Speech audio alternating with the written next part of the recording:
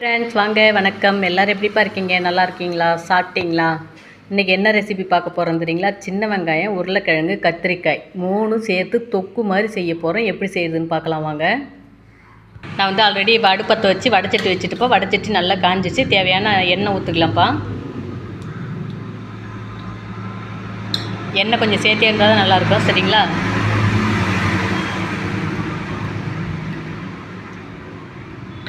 Okay, எண்ணெய் காயிட்டும்.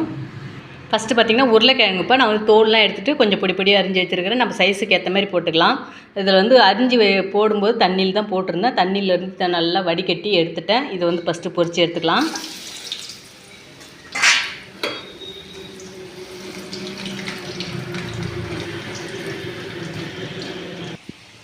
இது வந்து எண்ணெயில் பொரித்து செய்யும்போது கொஞ்சம் நல்லா மணமாக இருக்கும். சரிங்களா? கொஞ்ச நேரம் ஒரு 5 நிமிஷம் மட்டும் எண்ணெயில் போட்டு ஒரு 4 நிமிஷம் கூட போதும். நல்லா பொரிஞ்ச உடனே எண்ணெய் விட்டு இப்போ எடுத்துடலாம். ரொம்ப செவரணும் அப்படின்றதெல்லாம் கிடையாது. கொஞ்ச நேரம் ஒரு 4 நிமிஷம் அல்லது 3 நிமிஷம் அல்லது 5 நிமிஷம் எண்ணெயில் வந்து அப்படி பொரிஞ்சதுக்கப்புறம் எண்ணெய் விட்டு எடுத்து வச்சிடலாமா? வாங்கப்பா. அடுத்து வந்து கத்திரிக்காய் நீட் பீஸாக அரிஞ்சு தண்ணியில் போட்டிருந்தேன்.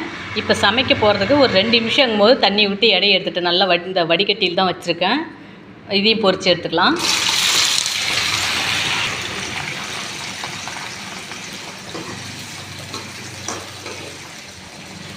இதுவும் பார்த்திங்கன்னா ஒரு 5 நிமிஷம் மட்டும் எண்ணெயில் பொரியட்டும். அனல் வந்து நார்மலில் வச்சுருந்திங்கன்னா ஒரு 3 நிமிஷம் 4 நிமிஷமே போதும். நான் வந்து லைட்டாக சிம்மில் வச்சுருக்கிறேன். ஏன்னா ஒரு கையில் செல்லு பிடிச்சிட்டு ஒரு கையில் சமைக்கிறதால சிம்மில் வச்சு பொறுமையாக வறுத்துக்கிட்டு இருக்கேன். சரிங்களா? நீங்கள் வந்து பார்த்து பதமாக சிம்மில் வச்சாலும் இல்லை நார்மலில் வச்சாலும் வச்சு சமைச்சிருங்க. நான் எப்பயுமே என்னோடய வீடியோ மட்டும் நானே எடுக்கிற வீடியோ தான். ஒரு கையில் செல்லை பிடிச்சிக்கிட்டு ஒரு கையால் தான் சமைக்கிறேன். அந்தமாரி சமைச்சு தான் நான் ஃபுல் வீடியோ போட்டிருக்கிற எல்லா வீடியோவும் என்னோடய கையால் எடுத்தது தான். வேறு யாரும் செல்லு கேமரா பிடிக்கிறதுலாம் யாருமே கிடையாது. ஏதாவது தப்பு தவறு இருந்தால் மன்னிச்சிக்கோங்க. சரிங்களா? பேசுகிறதுமும் பார்த்திங்கன்னா நாங்களாம் கிராம சைடு இப்படி தான் பேசுவோம். கொஞ்சம் நீங்கள் வந்து பார்க்குறவங்க கொஞ்சம் நல்லா புரிஞ்சிக்கணும் அப்படிங்கிறதுக்காக கொஞ்சம் எக்ஸ்ட்ரா இன்னும் ஒரு 2 டைம் 3 டைம் கூட சொல்கிற மாதிரி இருக்கும். ஓகேங்களா? நான் வந்து அனல் கொஞ்சம் கம்மியாக தான் வச்சுருக்கேன். அப்படியே பொரிட்டோம். நீங்கள் இதை தனியாக நல்லெண்ணெயில் வறுத்து எடுத்தாலும் இன்னும் சூப்பராக இருக்கும். இல்லை தாளிக்கும் போது நல்லெண்ணெய் விட்டாலும் இன்னும் சூப்பராக இருக்கும். சரிங்களா? நான் வெறும் கல்லெண்ணெய் மட்டும் தான் யூஸ் பண்ணுறேன். ஓகே, இப்போ கத்திரிக்காய் வந்து இப்போ இந்த அளவுக்கு எண்ணெயில் பொரிஞ்சது போதும். நான் வதக்குறது பார்த்திங்கன்னா ஒரு 4 நிமிஷம், கரெக்டாக 4 நிமிஷம். சரிங்களா? இது வந்து எடுத்து வச்சிடலாம் தனியாக ஒரு தட்டில். நம்ம பார்த்திங்கன்னா உருளைக்கிழங்கு கத்திரிக்காய் 2 எடுத்து வச்சிட்டப்பா. அடுத்து அதே எண்ணெயில் பார்த்திங்கன்னா கடுகு போட்டுக்கலாம். கத்திரிக்காய் வந்து முத்தின கத்திரிக்காய் இருந்தால் அந்த விதையெல்லாம் கொஞ்சம் கீழே விழுந்துருக்கு. அது ஒன்றும் ஆகாது.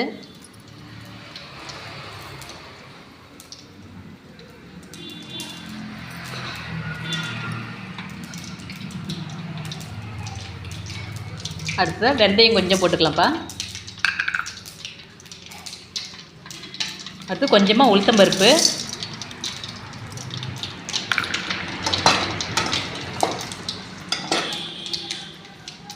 அடுத்தது கொஞ்சம் சோம்புப்பா,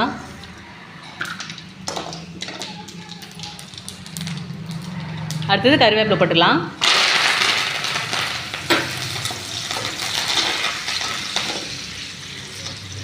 அடுத்ததாக பார்த்திங்கன்னா பூண்டு. இது வந்து 2-3 நாள் ஆகுது உரித்து வச்சு. கொஞ்சம் வாடி போச்சு, அவ்வளோதான். அதில் ஒன்றும் பிரச்சனை கிடையாது. பூண்டு போட்டுக்கலாம். நம்மக்கிட்ட ஃப்ரிட்ஜ் இல்லைப்பா உரித்து ஃப்ரிட்ஜில் வைக்கிறதுக்கு. அடிக்கிற வெயில் சரியான வெயில் 3 நாளாக லைட்டாக வாடி இருக்கிறது. குட்டி குட்டி பூண்டு.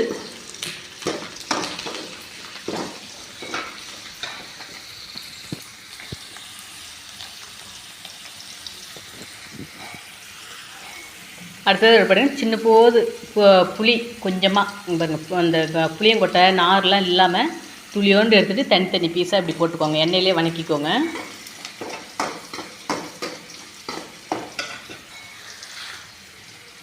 அடுத்தது பார்த்திங்கன்னா வெங்காயம், சின்ன வெங்காயம் போட்டுக்கலாம்ப்பா. சின்ன வெங்காயம் இல்லைன்னா பெரிய வெங்காயம் கூட போட்டுக்கலாம். ஒன்றும் பிரச்சனை கிடையாது.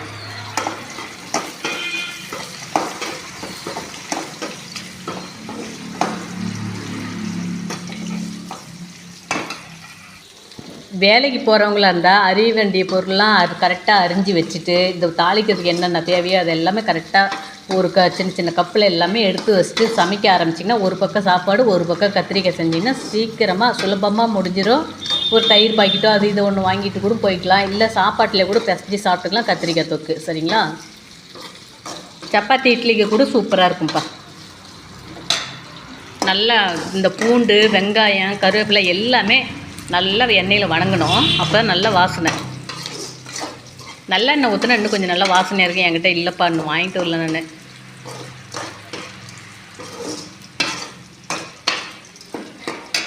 வாங்கப்பா, அடுத்தது தக்காளி போட்டுக்கலாம்.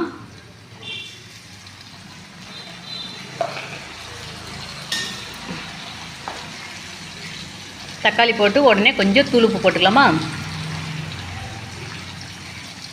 ஒரு அரை உப்புக்கு பதத்துக்கு போட்டுக்கோங்க. தக்காளி வந்து உப்பு போட்டு வணக்குனா சீக்கிரமாக வணங்குன்னு சொல்லுவாங்க. அப்போ வந்து பெரியவங்க சொல்லி இருக்கிற பாலிசி நான் கொஞ்சம் கடைப்பிடிப்பேன். எங்கள் அம்மா தக்காளி கொட்டின உடனே உப்பும் போட்டு விட்ருவாங்க. தக்காளி வந்து ஓரளவுக்கு வணங்கிட்டு இருக்குதுப்பா. இப்போ இந்த பதத்தில் பார்த்திங்கன்னா கொஞ்சம் மஞ்சத்தூள் போட்டு கிளறிக்கலாம். மஞ்சத்தூள் வந்து அளவாக கணக்காக போட்டுக்கோங்க. நிறைய போட்டிங்கன்னா மஞ்சள் வாடை வந்துடும். லைட்டாக போடுங்க. அப்படி திரும்ப உங்களுக்கு வேணும் அப்படின்னா இன்னும் கொஞ்சம் எக்ஸ்ட்ரா போட்டுக்கோங்க. அவ்வளோதான்.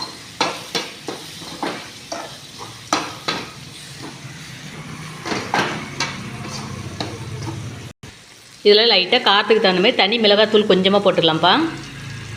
நான் காரம் நல்லா சாப்பிடுவோம் அப்படின்றால் தனி மிளகாத்தூள் போட்டுக்கிறேன். நீங்கள் வந்து அதிகம் காரம் சாப்பிட மாட்டீங்க அப்படின்னாக்கா தேவையில்லை, தனி மிளகாத்தூள் நீங்கள் சேர்க்க தேவையில்லை. சரிங்களா?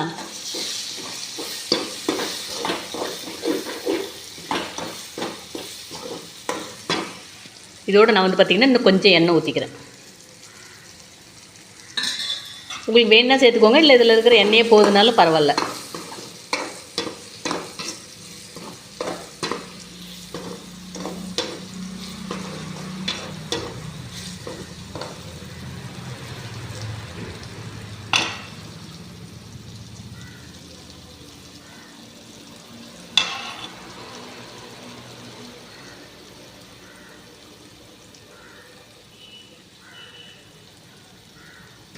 அடுத்தது பார்த்திங்கன்னா மிளகாத்தூள் கொஞ்சம் போட்டுக்கலாம்ப்பா.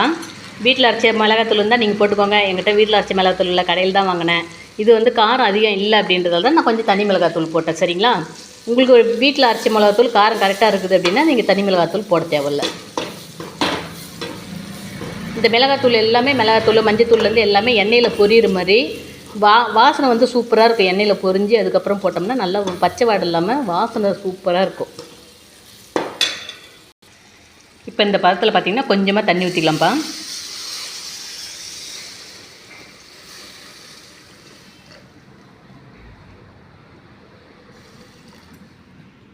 அப்படியே நல்லா கொதிக்கிட்டோம்.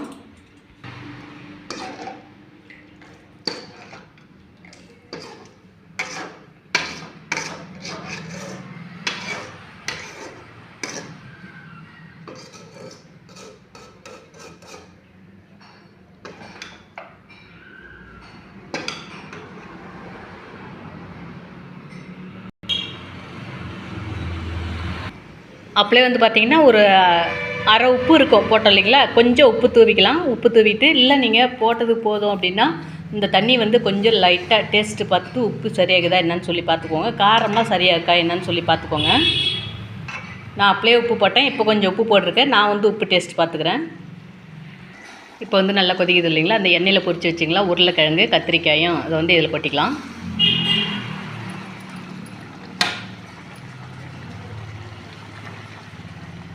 நான் இந்த தட்டில் பார்த்திங்கன்னா நம்ம சாப்பிடுவோம் இல்லைங்களா, சாப்பாடு போடும்போது இந்த தட்டில் சாப்பாட்டை போட்டு இந்த எண்ணெய்லாம் இருக்கு பாருங்கள், வேஸ்ட் பண்ண மாட்டேன். சாப்பாட்டை போட்டு கிளறி தட்டில் போட்டுக்குவேன். அந்த எண்ணெயில் போட்டு சாப்பாடு போட்டு பிசையும் போது சாப்பாட்டில் எண்ணெய் ஒட்டிக்கும். ஏன் அவ்வளோ எண்ணெய் வேஸ்ட் பண்ணணும்? இது வந்து நல்லா கொதிச்சு விடுவோம். அப்படியே நான் அந்த தண்ணி மட்டும் கொஞ்சம் லைட்டாக டேஸ்ட் பார்த்தோம் இல்லைங்களா, உப்பு கொஞ்சம் தூக்கலாக இருந்தது. வேணால் உப்பு கொஞ்சம் எக்ஸ்ட்ரா இருக்கணும், ஏன்னா இதெல்லாம் இது உப்பு இறங்கணும் இல்லையா. அதனால் இப்போ நல்லா கொதிக்கிட்டுப்பா. பார்க்கவே பார்த்திங்கன்னா அழகாக இருக்குது.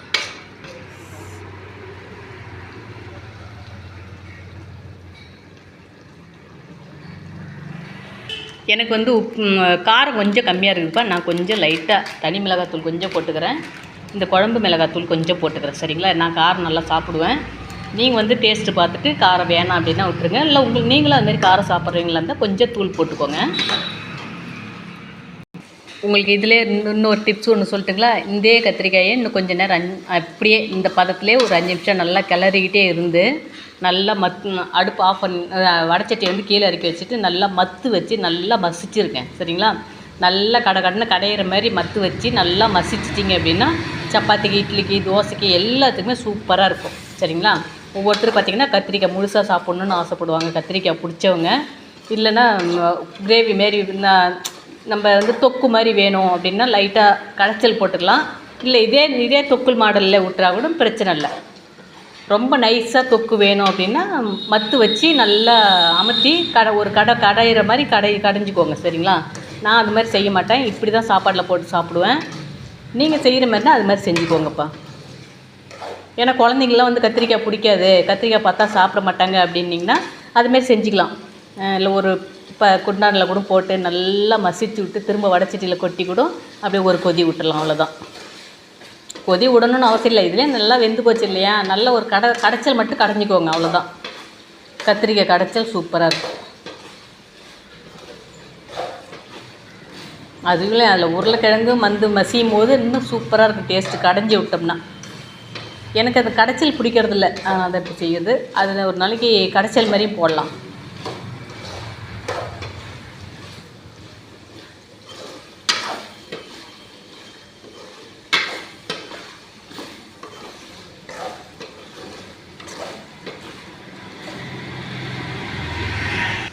அவ்வளோதான்ப்பா. இதில் வந்து நீங்கள் உப்பு காரம் இதெல்லாம் பார்த்துக்கோங்க.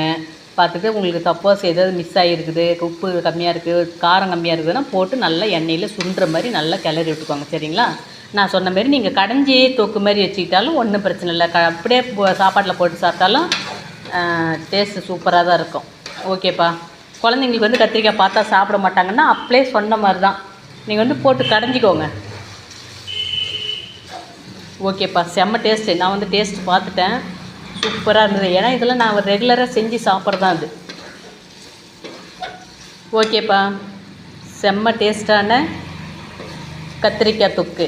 கத்திரிக்காய், உருளைக்கிழங்கு, சின்ன வெங்காயம் போட்டு தொக்கு. ஆனால் அதுலேயே வந்து சின்ன வெங்காயம் வந்து கிடச்சிதுன்னா சின்ன வெங்காயம் போடுங்க. சூப்பராக இருக்கும். அந்த சின்ன வெங்காயம் டேஸ்ட் வந்து செம்ம டேஸ்ட்டாக. அது பெரிய வெங்காயம் வந்து அந்தளவுக்கு டேஸ்ட்டு கொடுக்காது. சரிங்களா? நாங்கள் கிராமன்றதால் இப்போ இந்த டைமில் வந்து எங்களுக்கு சின்ன வெங்காயம் நிறைய கிடைக்கும். 3 கிலோ 100 ரூபா அப்படின்னு விற்கிது. இன்னும் கொஞ்சம் நாள் போச்சுன்னா இன்னும் கொஞ்சம் கம்மியாக இருக்கும். ஒரு 2 மாதம் போச்சுன்னா அந்த பொங்கல் டைம்லாம் பார்த்திங்கன்னா ரொம்ப கம்மியாக வரும். ஓகேப்பா. நான் வந்து அடுப்பு ஆஃப் பண்ணிடுறேன். அவ்வளோதான். கத்திரிக்காய் தொக்கு சூப்பர். ஓகே, பாய்.